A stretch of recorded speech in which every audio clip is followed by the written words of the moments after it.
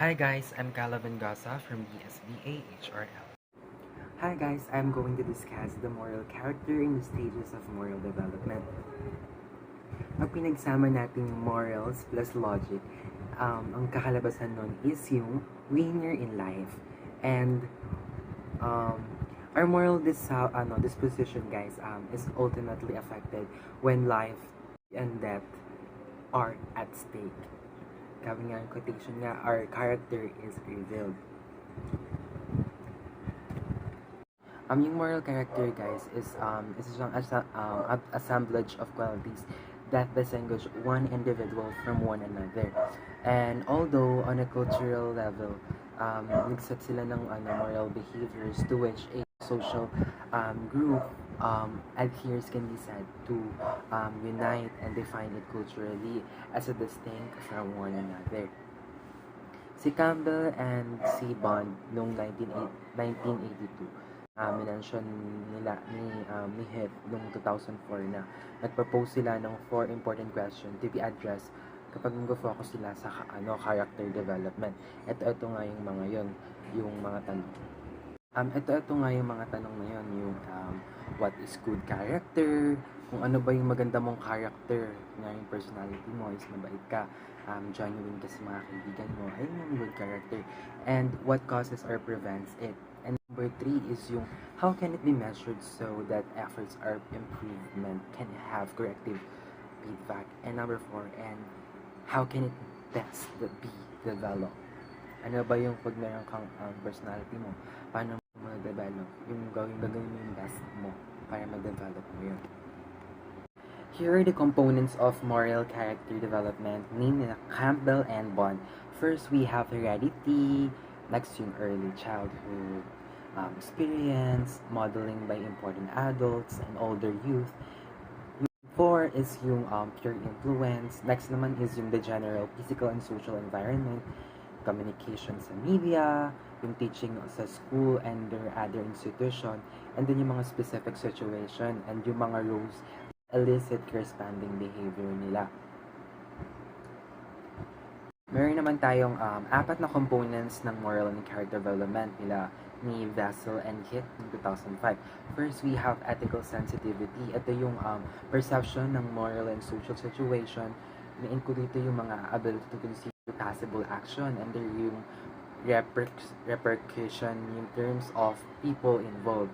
Ayun. Next naman is yung ethical judgment. Ito yung kinoconsider ito yung mga possible alternative, yung mga alternative action, the rational for selecting the best alternatives. Ayun. Next naman is yung ethical motivation. Ito naman yung mga moral values, yung most relevant in the situation, yung commitment to act on that selection. Next naman is yung ethical action. Ito yung ego strength combined with psychological and social skills necessary to carry out the selective alternative. How does moral character develop ba? Ito yung moral character described as the totality of a person, disposition, or yung characteristic that yung play a role in how the person or moral speaking behaves niya. And to put it another way, to have a particular moral character is to have certain virtues and vices of character. Meron tayong virtues and character development by Gordon Vassell and William Heath. Si Gordon Vassell, pakita ko yung picture dito. And nagtatrabaho siya more than 20 years sa school ng psychologist and mostly urban schools. He's completed degree programs sa education, sociology, school psychology, leadership. Ayun. Si William Heath, tapos ng picture dito. Isa siyang professor sa Valdosta State University. Isa siyang education psychology and business education from the University of Florida, and business administration naman siya from the University of South Alabama. Ang pag-aaralan naman natin guys is yung stages of moral development. Si Lawrence Colesworth, ito ko yung picture dito, isa siyang American psychologist. He was best known for his theory of stages of moral development and nag-serve din siya bilang professor ng psychology department sa University of Chicago. and nag-graduate siya guys sa Harvard University. Yes. Yung level 1. Yung level 1 guys is ayun yung pre-conventional morality. Ay makikita dito is yung mga morality based on rewards and punishments. If you are rewarded, then it's okay. If you are punished, the act must be wrong. This pre-conventional level, a child's sense of morality is external control.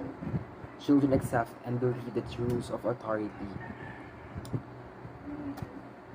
Ito naman guys is yung stage 1, which is yung punishment, avoidance, and obedience.